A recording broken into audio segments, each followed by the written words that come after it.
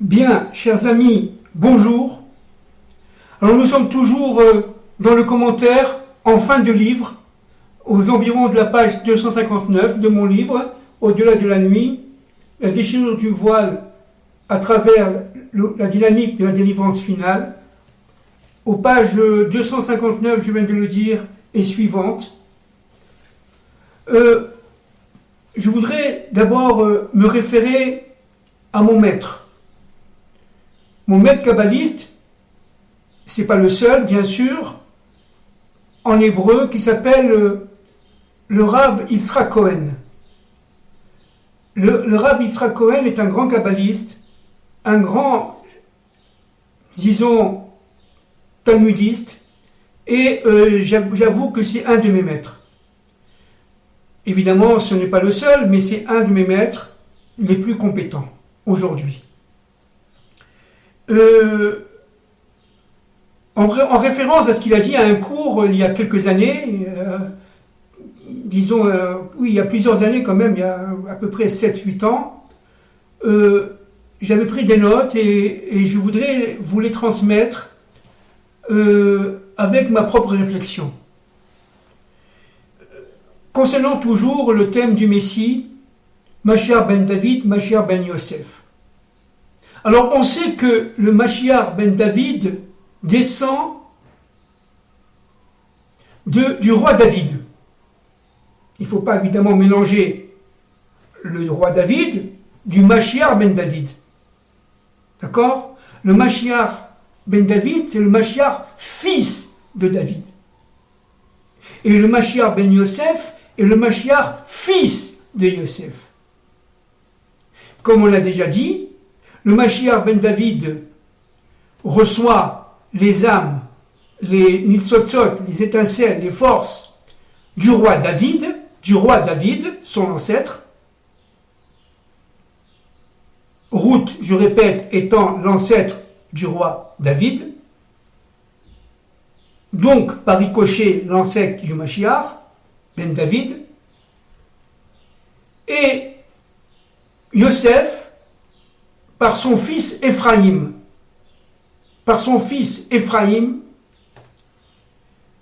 Est lié directement au Mashiach ben David.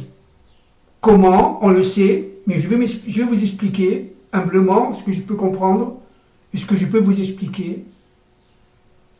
En pénétrant l'âme du Mashiach ben David. On a dit que l'âme du Mashiach ben David avait 5 niveaux. Le premier niveau, c'était le roi David, celle du roi David. Le deuxième niveau, c'est celle de Joseph, Ruach. Le roi David, c'est Nefesh. Le troisième niveau, c'est Moïse, avec Aaron, etc., et tous les pères. Le quatrième niveau, c'est Adam Arishon, on répète, et Chava. Et le cinquième niveau, c'est la Yerida, qui est liée directement au Mashiach ben David. Seul le Mashiach ben David peut avoir ce niveau d'âme. Maintenant, pourquoi on parle, le Zohar parle du Messie ben Yosef à partir de Ephraïm. Alors, je vais essayer humblement de vous expliquer à partir de la Parashat Vayechi en français, toujours dans la voie de la Torah, vous voyez, de notre maître, le Rav Eli Munk, dans la Genèse, la Parashat, dans le livre de Bereshit, à la Parashat Vayechi. À la Parashat Vayechi, nous sommes à la mort de notre père Jacob, et Jacob veut absolument révéler les temps de la fin, la fin de l'histoire. Bon, évidemment, la Shrina si on se retire de lui, il n'arrivera pas. Mais en fin de compte, par les brachot, par les bénédictions qu'il donnera à ses enfants, on va le voir tout à l'heure, il a donné un certain nombre d'allusions et même de très très nombreuses informations concernant la fin des temps de l'histoire et l'arrivée du Mashiach ben David. Alors, en ce qui concerne, si vous voulez, notre paracha, vous savez que Joseph était marié avec Osnat et a eu 2 enfants, 2 garçons. L'aîné, c'était Ménaché, Ménassé en français, Ménaché en hébreu, et le deuxième était Éphraïm. Éphraïm était second. Et lorsque Joseph, à la page 487, dans les psukim, dans les paragraphes 12, 13, vous voyez, 12 et 13 et 14, 12, 13, 14, Joseph présente ses 2 enfants à Jacob. Et Jacob, pour bénédiction, pour recevoir une bénédiction. Et Jacob, regardez ce qu'il fait. Alors je vais lire et on va essayer de comprendre, parce que c'est très très très important pour comprendre l'action du Mashiach ben Yosef et l'action du Mashiach ben David. C'est très très important. Regardez. Joseph, je cite, Joseph les retira de ses genoux, on parle de ses enfants, Éphraïm et Ménaché, et se prosternera devant lui, devant Jacob, son père, jusqu'à terre. Puis Joseph les prit tous deux, Éphraïm à sa droite, écoutez bien, Éphraïm à sa droite, à gauche d'Israël, Israël étant Jacob, et Manassé à sa gauche, à droite d'Israël. Et il les rapprocha de lui. Israël, Jacob, étendit sa main droite, écoutez bien s'il vous plaît, l'imposa sur la tête d'Éphraïm, qui était le plus jeune, et mit la main gauche sur la tête de Ménassé. Il croisa les mains, dit la Torah. Il croisa les mains. Il croisa ses mains, car Ménaché était l'aîné. Alors c'est quelque chose d'absolument fondamental ici. On le verra après pourquoi, parce que pour l'instant, je voudrais continuer et on comprendra exactement ce qu'a fait Jacob, Bezrat Hashem, dans notre petitesse. D'accord? C'est très important pour comprendre l'action du Mashiach ben David et l'action du Mashiach ben Yosef. Il faut savoir une chose très intéressante aussi ici. C'est que le Messie, fils de David, descend du roi David, qui lui descend de Yehuda. On l'a déjà dit, on le sait. Mais Yehuda descend de Léa. Léa étant évidemment une des femmes de Jacob, fille de Lavan. Et Léa avec Rachel, les deux sœurs, vont épouser Jacob. Léa est liée directement, dit le Zohar, à la Bina, à la surnature, à l'immortalité. Et Léa est directement l'ancêtre, la source de notre monde du roi David et du Mashiach ben David par son fils Yehuda. Elle protégera le Mashiach ben David et elle sera très heureuse, dit le Zohar, de voir que le Messie ben David, Mashiach ben David, sera à Jérusalem. Parce que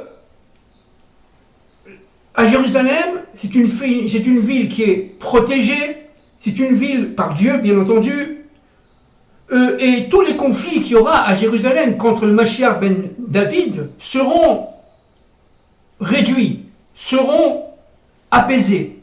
Vous voyez, seront apaisés. Le Mashiach ben David sera protégé par Dieu, bien entendu. La ville de Jérusalem sera elle-même protégée par Hachem, par Dieu. Maintenant, en ce qui concerne le Mashiach ben Yosef. Le Mashiach ben Yosef, évidemment, Joseph étant, Yosef c'est Joseph en français, Joseph étant un des 2 fils de Rachel. Rachel ayant eu 2 fils, Joseph et Benjamin, Binyamin en hébreu. le fils de Rachel, Joseph, c'était le fils aîné, qui est devenu vice-roi d'Égypte, qui a donné à la mort de son père, Jacob, ses 2 fils, on vient de le voir, à bénir. Il a eu 2 enfants. Eh bien, Joseph est la source du Mashiach ben Yosef. Et le Mashiach ben Yosef sera à l'extérieur de la ville de Jérusalem. Au niveau du Sod, au niveau des secrets. Léa a été enterrée à la grotte de Marpella, à Hébron, à Hébron en français, avec évidemment Adam Rishon, sa femme, Abraham Avinu, sa femme Sarah, etc. Rivka, Yitzhak sont enterrés dans la caverne de Hébron, donc dans l'intériorité de la terre, vous voyez, dans l'intériorité de la terre. Tandis que Rachel, elle est enterrée, elle est morte en derrière, elle est morte en dynamique de l'histoire, elle est morte en allant vers Jérusalem. Elle est morte à Bethléem. Et le tombeau de Rachel, il est, si vous voulez, à l'extérieur. Mais pourquoi? Pourquoi? Léa est enterrée à l'intérieur, à l'intériorité, et Rachel est enterrée à l'extériorité des mondes. Léa est liée à la Bina, l'intériorité, et Rachel est liée à la Malchut, comme on le sait. La Malchut est extérieure, c'est notre monde. Donc, tout le travail du Mashiach, c'est de réunir la Bina, l'intériorité, à la Malchut de Rachel, l'extériorité. D'accord? Et donc, Rachel sera, elle, heureuse de voir que le Mashiach ben Yosef sera d'abord descendant d'elle, et il sera en dehors de Jérusalem. Pourquoi elle sera heureuse? Parce que, il faut comprendre un point fondamental. C'est que Rachel, qui est enterrée à l'extérieur, qui attendait de génération en génération le retour d'Israël sur sa terre, Rachel va avoir l'intuition très forte que le Mashiach ben Yosef, Ephraïm, maintenant on l'a dit tout à l'heure, était non seulement à l'extérieur de Jérusalem, mais enclin au conflit. C'est un véritable combattant. C'est lui qui va, si vous voulez, voyez, venant de Rachel, qui va vivre à l'extérieur de cette intériorité qu'est Léa. Il va vivre à l'extérieur, c'est-à-dire au niveau des nations. Et c'est lui qui, d'abord, dans un premier temps, va combattre les nations. C'est le Mashiach ben Yosef. Bon, aujourd'hui, on dira les guerres de 6 jours, la guerre de 73, etc., etc. Tout ce qui se passe aujourd'hui, la guerre au Liban et tout ça. Tout ça, c'est l'extériorité, c'est lié au Mashiach ben Yosef. Maintenant, il faut comprendre une chose. C'est que, à l'intérieur d'Israël, ce qu'on appelle aujourd'hui Israël, tous n'auront pas, on l'a déjà dit plusieurs fois, mais je répète parce que c'est très important, et ça vient du Zohar, tous n'auront pas le mérite de voir le Mashiach ben David. Tous n'auront pas le mérite de voir le Mashiach ben David. Ceux qui l'auront combattu, ceux qui auront tout fait pour l'en empêcher, qui se sont reliés aux forces de Gog, on l'a déjà dit l'autre fois, ne verront pas le Mashiach ben David. Les religieux qui ont passé, qu'on a dit l'autre fois, leur temps à étudier la Torah, certes, bien entendu, c'est formidable, c'est appréciable, c'est magnifique, mais c'est pas suffisant. C'est pas suffisant. Parce qu'ils n'ont pas attendu le Mashiach, heure par heure, seconde par seconde, de tout leur cœur. Ils n'ont pas attendu la résurrection du troisième temple de tout leur cœur. Donc, si vous voulez, là, il y a un problème.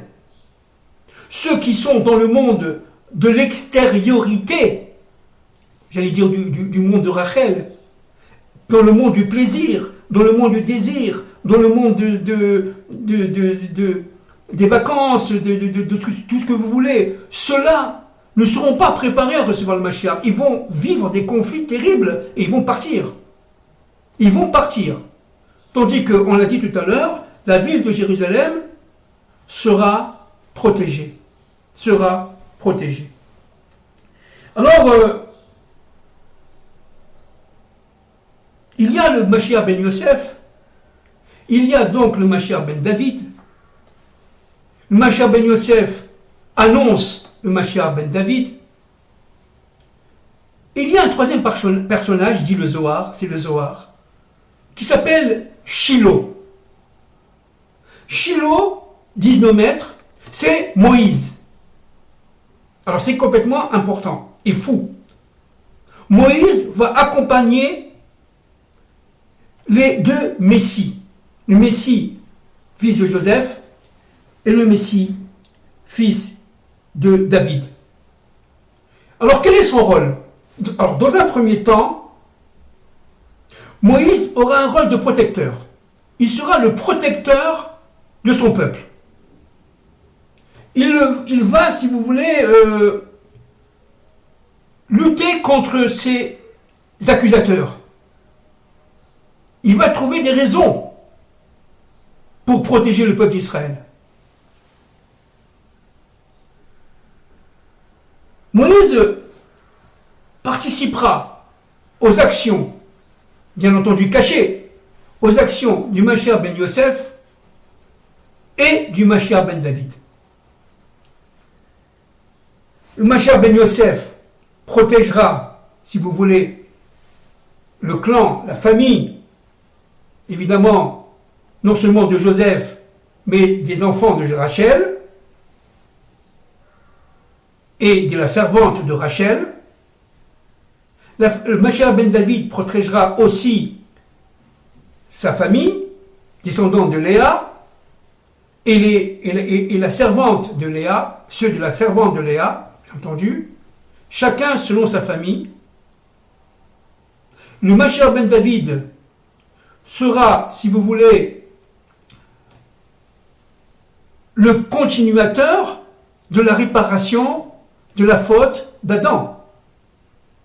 Et le Mashiach ben Yosef sera, si vous voulez, l'entremetteur, celui qui va commencer véritablement, avec le retour d'Israël sur sa terre, le combat contre les nations.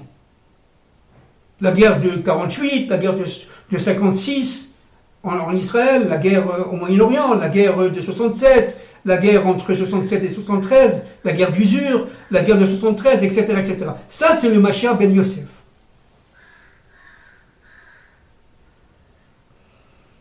Il y a aussi, dit le Zohar, un autre personnage. D'abord, avant d'en parler, il faut comprendre que Moïse, le Mashiach ben Yosef, le Mashiach ben David, seront les protecteurs des humbles, j'allais dire des pauvres, des sans nom, ceux qui n'ont pas d'aura, mais qui sont extrêmement et qui se sont extrêmement liés à Dieu, fidèles à Dieu. Ils vivront, on l'a dit l'autre fois, tous les deux, dans leur intimité. Le Mashiach ben Yosef dans son extériorité, le Mashiach ben David dans son intériorité. On rappelle, le Mashiach ben Yosef descend de Rachel, l'extériorité, et le Mashiach ben David descend de Léa, l'intériorité, la Bina et la Malchut. Donc le Mashiach ben Yosef vivra les problèmes, bon, en tant qu'économiste, on peut expliquer la lutte contre la pauvreté, l'augmentation du pouvoir d'achat, la lutte contre le chômage, la lutte contre la désindustrialisation, pardon, la lutte contre le super profit, contre les marchés financiers qui veulent dominer tout simplement la production et la consommation, etc., etc., etc. Ça, c'est de l'ordre du Mashiach ben Yosef. C'est un combattant.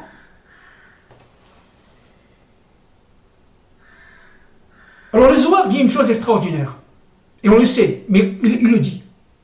Le drapeau, le fer de lance du Mashiach ben David, c'est le lion. Et maintenant, écoutez-moi bien, s'il vous plaît. Le fer de lance du Mashiach ben Yosef, c'est le taureau. Le fer de lance, le drapeau de Moïse, c'est quoi? C'est l'aigle.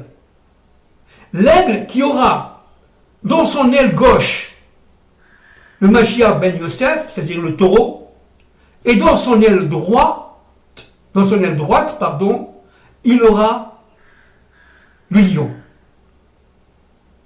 Et le Zohar dit une chose très très intéressante, c'est que à la fin des temps, Moïse viendra comme un aigle, vous voyez, on dit en hébreu knafé nesharim. On dit que le Mashiach viendra sur les ailes de l'aigle. Maintenant on comprend. L'aigle étant Moïse, Shiloh, qui est Moïse, avec comme symbole animalier l'aigle ayant deux ailes, l'aile gauche portant le Mashiach ben Yosef, et l'aile droite portant le Mashiach ben David. Et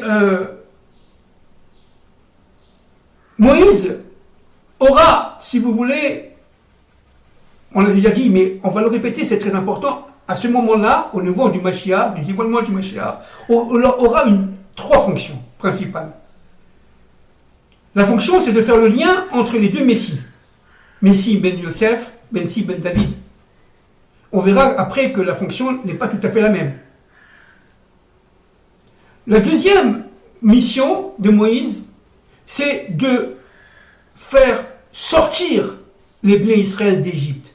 S'il y a eu, on l'a dit l'autre fois, un Moïse du début, biblique, du temps de Pharaon, il y aura, je le répète, un Moïse à la fin des temps, à notre période, Bezrat Hashem, qui va faire sortir de l'exil les Bnei Israël. Et la troisième force, la troisième fonction de Moïse, c'est de guider le peuple pour recevoir les premières tables de la loi.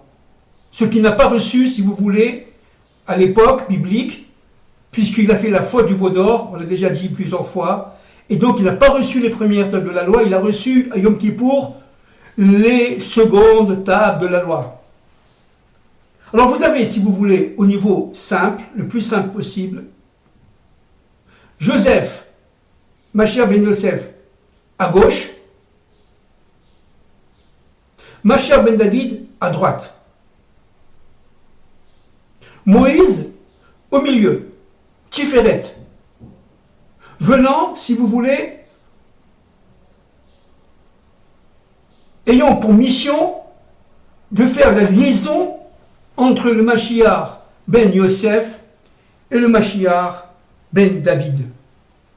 Moïse réunit le Chesed, voyez, vous vous rappelez, les attributs divins, le Chesed qui est à droite, qui est lié au Mashiach ben David, et la Gvura qui est liée à gauche au Mashiach ben Yosef.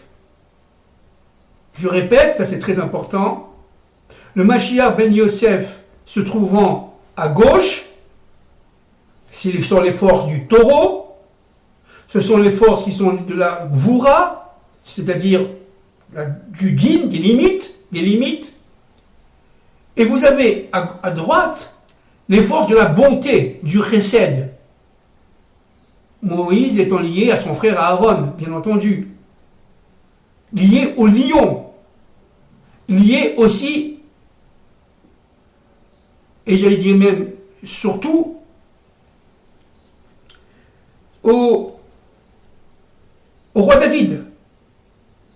Le roi David, j'ouvre une parenthèse, est en fait un combattant, certes, parce qu'il y a la gvoura en lui, il y a le combat en lui. Le roi David est un combattant, le Mashiach est un combattant, un homme qui à l'intérieur est très très dur, parce qu'il est fidèle complètement à son Dieu. Mais à l'extérieur, si vous voulez, il est tout chesed, toute bonté. Et réciproquement, à l'intérieur, il est toute bonté, et lorsqu'il faut se battre, à l'extérieur, il est tout chesed. Et vous avez la même chose pour le roi David, le Mashiach ben Yosef. Le Mashiach ben Yosef, lui, il est, si vous voulez, Gvoura. C'est le din en hébreu, le principe de justice. Ce sont les limites. Et la Gvoura est liée directement aux forces du shor en hébreu, on l'a déjà dit tout à l'heure, le taureau. Et ce qui va faire le lien entre, écoutez-moi bien, s'il vous plaît, entre le chesed par la gvoura du roi David, du Messie ben David, qui est à droite, les forces du lion, et vous allez avoir à gauche la gvoura et le chesed. La gvoura à l'intérieur et le chesed à l'extérieur pour le Mashiach ben Yosef.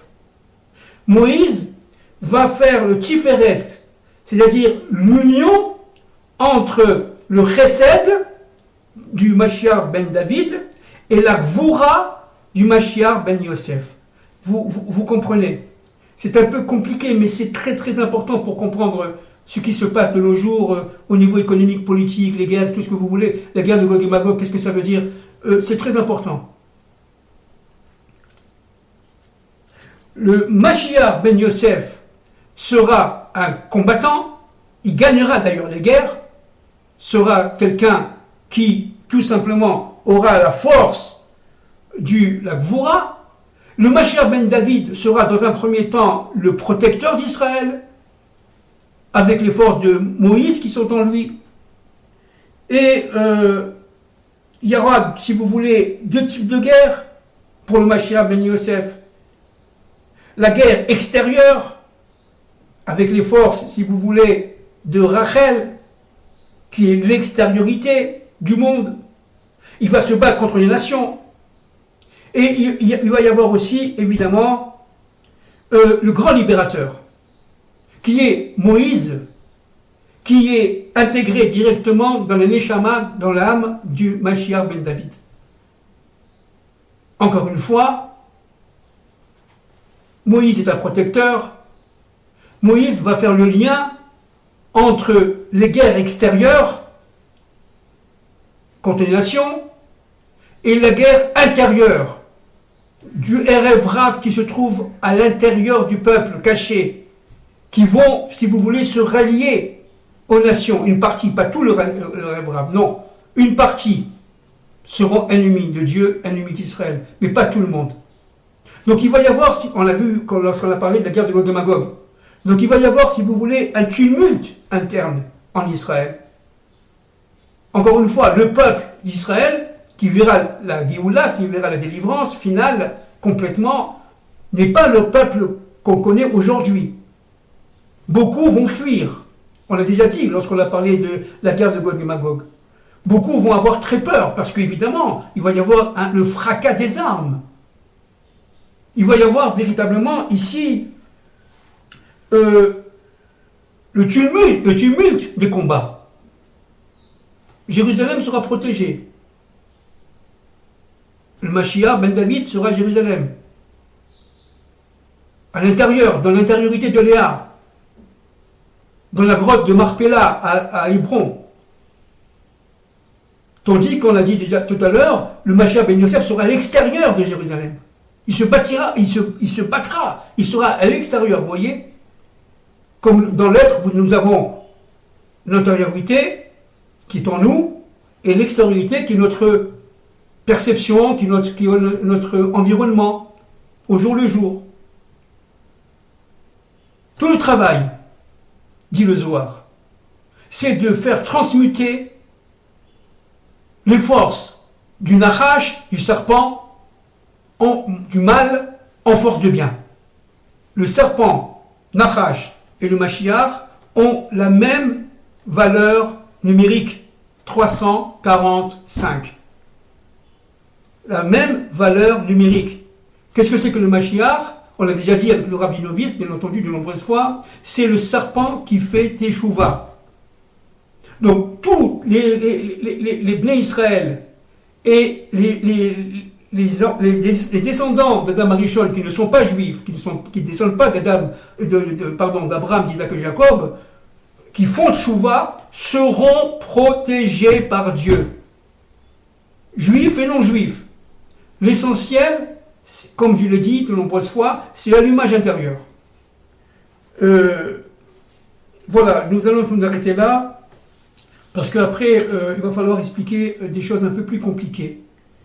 Pourquoi Jacob a croisé les mains lorsqu'il a béni les fils de Joseph, Ephraïm et Ménaché. Merci beaucoup, que Dieu nous protège tous et surtout que Dieu nous inspire.